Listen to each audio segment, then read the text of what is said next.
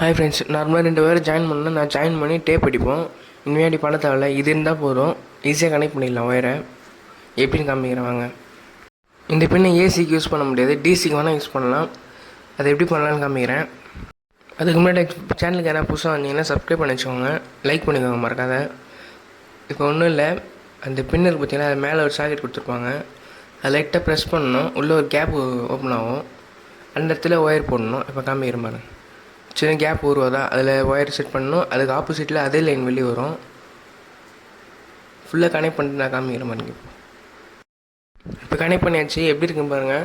இது என்ன எடுத்தாலும் வெளியே வர்றது ஸ்ட்ராங்காக இருக்கும். டேப்புக்கு பதில் இது யூஸ் பண்ணிக்கலாம். இந்த வீடியோ பிடிச்சிருந்தா மறக்காமல் லைக் பண்ணிக்கோங்க. என்ன உங்களுக்கு தோணுதோ கமெண்டில் சொல்லுங்கள். நான் லைட்டு போட்டு காமிக்கிறேன். அதே கனெக்டில் தான் முன்னாடி வீடியோவில் பார்த்துப்பீங்க. இந்த லைட்டை போட்டு காமிக்கிறேன் அப்படியே.